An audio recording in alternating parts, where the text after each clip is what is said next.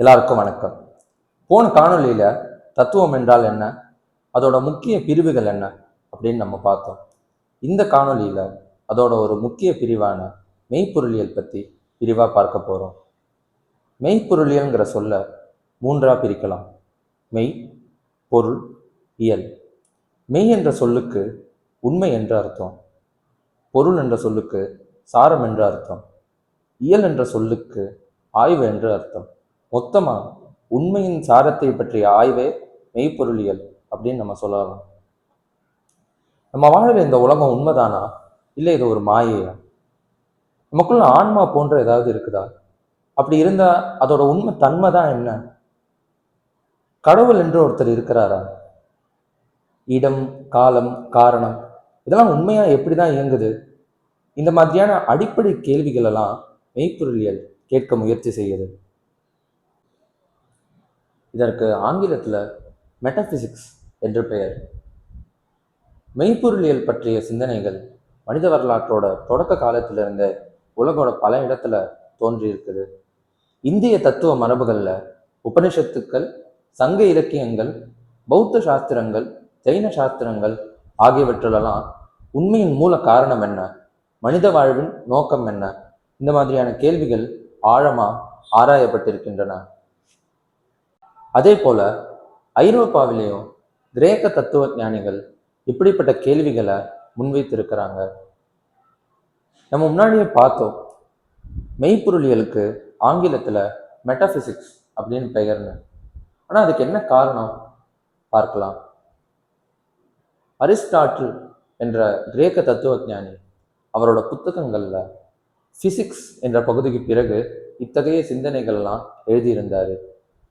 கிரேக்க மொழியில மெட்டா என்ற சொல்லுக்கு பிறகு என்ற அர்த்தம். பிசிக்ஸ் என்ற பகுதிக்கு பிறகு இது வந்ததுனால தான் இதுக்கு மெட்டாபிசிக்ஸ் என்ற பெயர் வந்தது. இன்றைய தத்துவ உலகத்துல மெய்ப்பொருளியல் சில முக்கிய பிரிவுகளாக பிரிக்கப்பட்டு படிக்கப்படுகிறது. அது என்ன பிரிவுகள், ஒவ்வொரு பிரிவுகள்லையும் என்ன உள்ளடக்கம் அப்படின்னு பார்க்கலாம். இருப்பியல், இந்த ஆங்கிலத்தில் ஆண்டாலஜி அப்படின்னு சொல்லுவாங்க. உண்மையிலேயே எது இருக்குது? எண்கள், சிந்தனைகள், கனவுகள் இதெல்லாம் நம்ம கண்ணில் பார்க்குற பொருட்கள் மாதிரியே உண்மைதானா? ஒரு விஷயத்துக்கு எப்படி உண்மைத்தன்மை கிடைக்குது? எதை வச்சு நம்ம இது உண்மை அப்படின்னு நிர்ணயிக்கிறோம்? இந்த மாதிரியான கேள்விகள்லாம் இதில் பார்ப்போம். அடையாளமும் மாற்றமும், இது ஆங்கிலத்தில் ஐடென்டிட்டி அண்ட் சேஞ்ச் அப்படின்னு குறிப்பிடலாம். நம்ம பெயரை வச்சோ, இல்லை நம்ம படிக்கிற வகுப்பை வச்சோ, இல்லை நம்ம செய்கிற வேலையை வச்சோ நம்மளையே அடையாளம் பண்ணிக்கிறோம். இந்த அடையாளத்தோட அடித்தளம் தான் என்ன? இதோட தன்மை என்ன? மாற்றங்கள் நிறையா நிகழுது. இந்த மாற்றத்தோட இயல்பு தான் என்ன? உதாரணத்துக்கு, ஒரு கப்பலை நீங்கள் அங்கங்கமாக வேற கப்பல்லேருந்து மாற்றினீங்கனாலும் அது அதே கப்பலாக தான் தொடருமா? இந்த மாதிரியான கேள்விகள்லாம் தான் நம்ம இதில் பார்ப்போம். காரணம், இந்த ஆங்கிலத்தில் காசேஷன் அப்படின்னு சொல்லலாம். எல்லா நிகழ்ச்சிகளும் ஒரு காரணத்தினால தான் நிகழுதா? அப்படி நிகழுதுன்னா அந்த காரணத்துக்கும் அந்த நிகழ்ச்சிக்குமான தொடர்பு தான் என்ன? இந்த மாதிரியான கேள்விகள்லாம் தான் நம்ம இதில் பார்ப்போம்.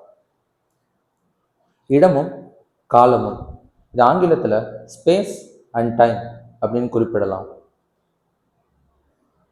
இடமும் காலமும் தனியாக நிகழக்கூடிய உண்மைத்தன்மையுடைய விஷயங்களா, இல்லை மனிதர்களை சார்ந்து இருக்கக்கூடிய அளவுகோல்களா?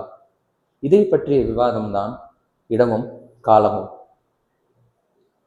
சாத்தியமும் அவசியமும், இது ஆங்கிலத்தில் பாசிபிலிட்டி அண்ட் நெசசிட்டி அப்படின்னு குறிப்பிடலாம். ஒரு விஷயம் எப்படி வேணால் நடக்கலாம் அப்படின்னா அதை சாத்தியம் அப்படின்னு சொல்லுவோம். ஆனால் ஒரே விதமாக தான் நடக்கணும்னா அது அவசியம்னு சொல்லுவோம். ஒரு உதாரணத்துக்கு, நீங்கள் இன்னைக்கு எந்த சட்டையை வேணால் நீங்கள் போட்டிருக்கலாம், ஆனால் என்றைக்காக இருந்தாலும் ரெண்டையும் கூட்டினீங்கன்னா 4 தான் வரும். இதை பற்றிய விவாதங்கள் மற்றும் கருத்துக்கள்லாம் தான் இதில் நம்ம பார்ப்போம். மெய்ப்பொருளியல் அப்படின்னு என்ன அப்படின்னு சுலபமாக புரிஞ்சுக்க ஒரு 2 எடுத்துக்காட்டுகள் சொல்கிறேன். நம்ம தூங்கிட்டு இருக்கும் போது நமக்கு கனவு வரும். அந்த கனவுல இருக்கிற வரை அது உண்மை மாதிரியே தெரியும். நம்ம எழுந்த பிறகுதான் அது ஒரு பொய், அது ஒரு மாயை அப்படின்னு நமக்கு புரியும். அந்த கனவு எப்படி பொய்யா இருக்குதோ அந்த மாதிரி நம்ம வாழற இந்த வாழ்க்கையும் இந்த உலகமும் கூட பொய்யா இருக்குமோ? இல்ல இந்த வாழ்க்கைக்கும் உலகத்துக்கும் உண்மைத்தன்மை இருக்குதா? இந்த மாதிரியான கேள்விகள்லாம் மெய்ப்பொருளியல்ல பார்ப்போம். காரணம் என்பதும் மெய்ப்பொருளியலோட ஒரு அங்கம் அப்படின்னு சொன்னேன் இல்லையா? அதை வச்சும் ஒரு உதாரணம் சொல்றேன். விதையிலேருந்து மரம் வளருது, மரம் வளர்ந்து அதுல பழம் காய்ச்சு அது பழுத்ததுக்கு பிறகு அதுலேருந்து நமக்கு இன்னொரு விதை கிடைக்குது.